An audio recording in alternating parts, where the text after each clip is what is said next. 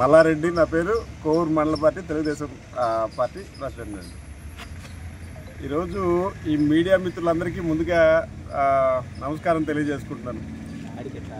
నిన్నటి రోజున స్థానికంగా ఇక్కడ మా కోవూరు గ్రామ పంచాయతీ పరిధిలో ఉండేటువంటి నందలగుంట ప్రాంతంలో ఒక చిన్న శ్మశానంకి సంబంధించి ఒక చిన్న సమస్య వచ్చింది. ఆ సమస్య గురించి అక్కడ ఉండేటువంటి పెద్దలు, స్థానికంగా ఉండేటువంటి నాయకులు, అధికారులు అందరూ కూడా ఆ సమస్య గురించి నన్ను ఫోన్ చేసి రమ్మంటే నేను అక్కడికి వెళ్ళాను. వెళ్ళిన తర్వాత 2 ప్రాంతాలకు సంబంధించినటువంటి ఒక సమస్య కొనసాగుతుంటే దాన్ని పరిష్కరించే దానికోసంగా గ్రామ పంచాయతీలో ఒక నాయకుడిగా, అదేవిధంగా గతంలో పనిచేసినటువంటి సర్పంచ్గా పనిచేసినటువంటి అనుభవం ఉన్న వ్యక్తిగా అక్కడికి వెళ్ళి సమస్యని పరిష్కరిద్దామని చెప్పే పరిస్థితుల్లో అక్కడికి వెళ్ళి ఉండేటువంటి సమస్యని స్థానికంగా ఉండేటువంటి ఆ ప్రజలందరితో మాట్లాడి పరిష్కరించడం జరిగింది. ఆ సమస్యని పూర్తిగా అయిపోయింది అది. అయితే ఈ లోపల నాకు మంచి మిత్రుడు, మీడియా మిత్రుడు కార్తీక్ అని చెప్పని బొచ్చులో ఉంటాడనమాట. ఆ పిల్లోడు ఇక్కడికి వచ్చి స్థానికంగా ఉండేటువంటి గిరిజన నాయకుల మీద మల్లారెడ్డి ఆగ్రహం అని చెప్పనేటువంటి ఒక క్యాప్షన్ పెట్టి బయటకు వదిలేశారు.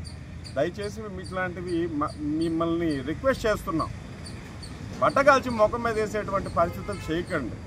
కేవలం రాజకీయాలు చేయాలనేటువంటి ఉద్దేశంతో, అంటే ట్రిక్స్ చేయాలనే ఉద్దేశంతో రాజకీయాల్లోకి రాలేదు. ప్రజలకి మేలు చేద్దామని చెప్పినటువంటి ఉద్దేశంతో వచ్చాను. ఒకటే ఒక విషయం సూటిగా చెప్పదలుచుకున్నాం. మీరు ఈరోజు పెట్టినటువంటి క్యాప్షన్ని బయట ఎవరు చూసినా కానీ ఏమనుకుంటారంటే అదే విధంగా ఉంటుంది. కాకపోతే మీకు తెలియని విషయం ఏంటంటే, మీరు పెట్టినటువంటి క్యాప్షన్ కంటే దాంట్లో ఉండే మ్యాటర్ చూడండి.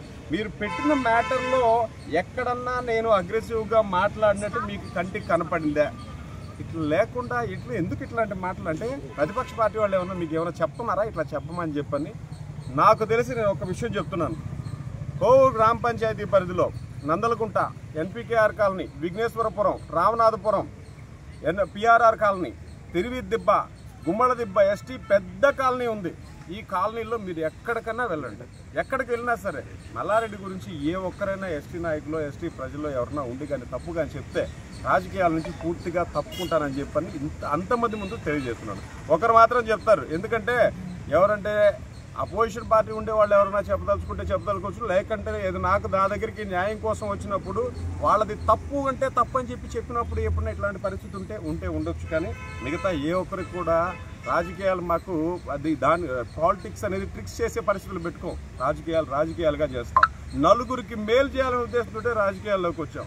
ఇట్లాంటివి ఆ మిత్రుడైనటువంటి ఆ సోదరుడు ఖచ్చితంగా చెప్తున్నాం, దయచేసి ఇట్లాంటి ఫేక్ న్యూస్లు పెట్టొద్దని చెప్పని రిక్వెస్ట్ చేస్తున్నాం.